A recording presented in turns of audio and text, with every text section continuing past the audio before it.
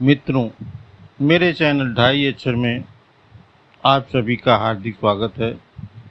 मित्रों, आज का वीडियो असाधु साध को अंग अध्याय की आखिरी वीडियो होने वाली है। इस अध्याय में कुल 4 साखी शेष बची हुई है। आज उसी शेष बची हुई साखी का अर्थ समझने का प्रयास करेंगे। वैसे तो साखी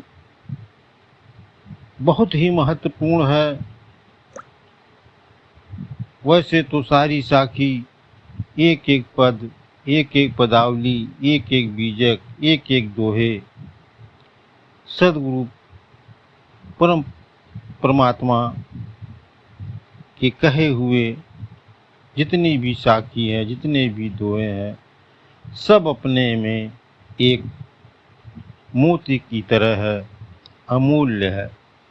आइए देर न करते हुए असाधु साध को अंग अध्याय की अंतिम 4 साखी को हम शुरू करते हैं, जिसकी पहली साखी इस प्रकार है।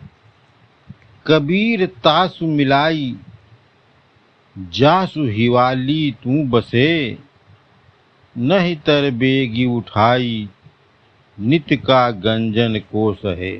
मित्रों, सदगुरु कबीर साहब परमात्मा तो थे ही, भगवान तो थे ही। वो कहते हैं, लीला करते हुए इस दोहे में उन्होंने कहा कि भगवान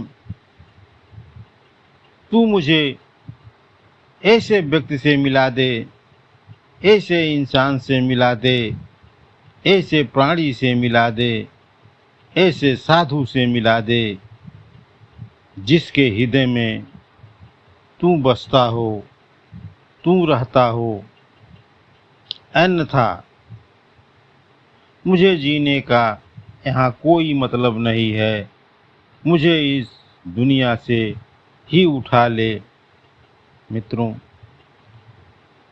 सदगुरु परमात्मा कबीर साहब कहते हैं कि मुझे यहाँ रहने का कोई शौक नहीं है।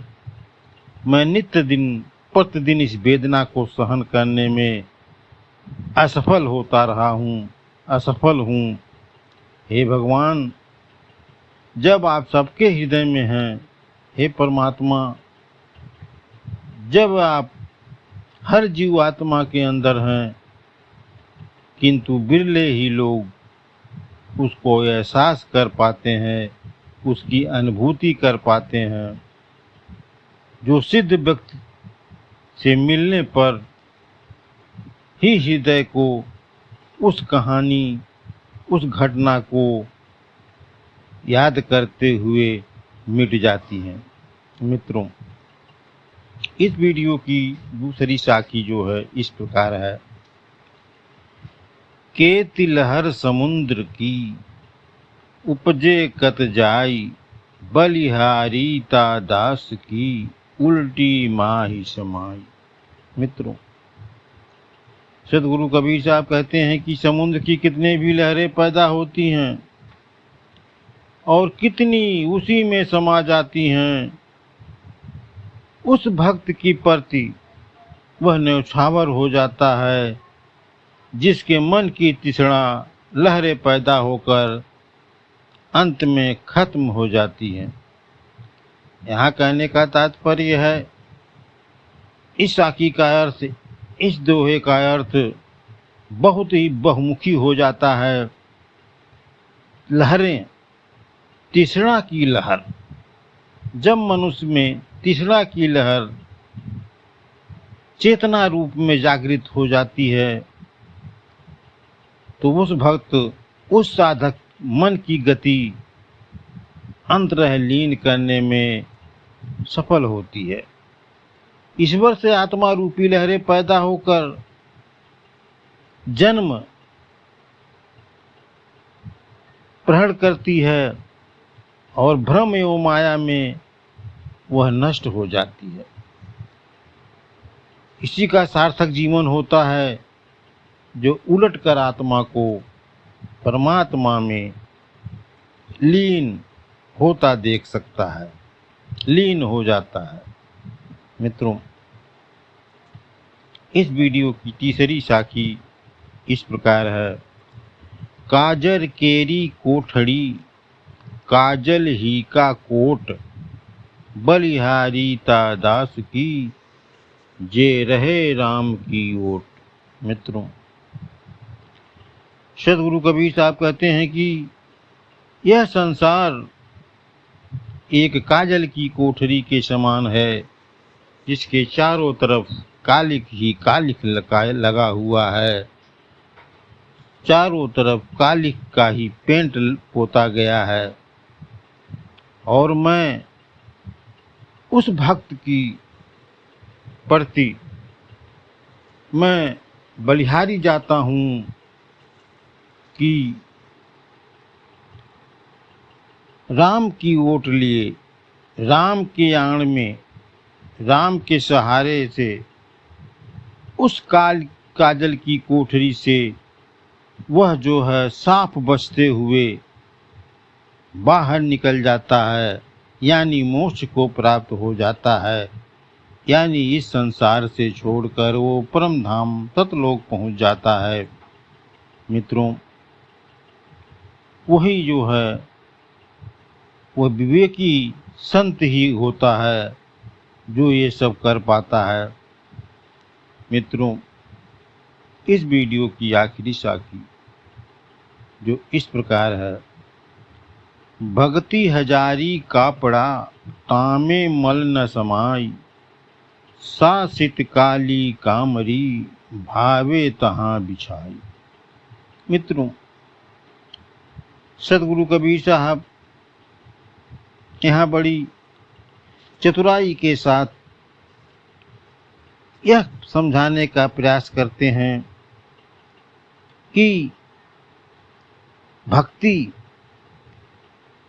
क्या है। भक्ति एक स्वच्छ महीन कपड़े की तरह है। उसमें अगर गंदगी डाली जाए तो उसमें वो रुकती नहीं है, इकट्ठा नहीं होती है, दिखाई नहीं पड़ती है, क्योंकि भक्ति उस स्वच्छ और महीन कपड़े की तरह है। लेकिन जबकि साशक्त साधना काली करने वाले काली कमली हैं, उसे चाहे जहाँ बिछाओ उसमें समस्त गंदगी मिल जाती है, लिप्त हो जाती है, उसमें सारी गंदगी रह जाती है, वह बाहर नहीं निकलती। कहने का तात्पर्य है कि स्वच्छ कपड़ा, साफ कपड़ा गंदगी को न ग्रहण नहीं करता। सादा कपड़ा, स्वच्छ कपड़ा गंदगी को अपने से दूर रखता है और गंदगी के छूते ही वह दूषित दिखाई देने लगता है। जरा सा भी सफ़ेद कपड़े पर जरा सा भी गंदगी आ गई तो दिखाई पड़ता है, लेकिन वहीं काली कमली पर अगर गंदगी आती है तो वो नहीं दिखाई पड़ती, क्योंकि वह गंदगी को अपने अंदर समाहित कर लेता है।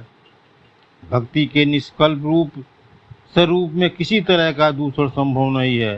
कहने का तात्पर्य है कि भक्ति के मार्ग पर कोई भी गलत चीज सोचना, समझना, कहना ये संभव नहीं है।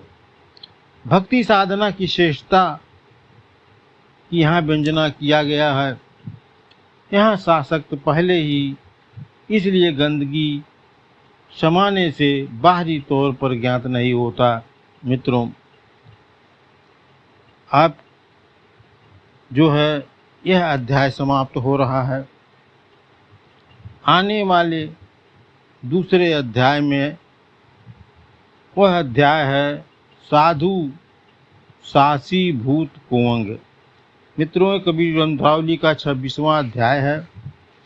ये आने वाली वीडियो में हम इसके पर चर्चा करेंगे और इसके अर्थ को, साखी को समझने का प्रयास करेंगे। इसमें कुल 21 साखी है मित्रों। अगर आप और इसी तरह साखी का अर्थ समझने का प्रयास करेंगे, अगर आप वीडियो अच्छा लगा, अध्यात्म में रुचि है, तो आप इस चैनल को सब्सक्राइब कर लीजिए, लाइक करिए, शेयर करिए।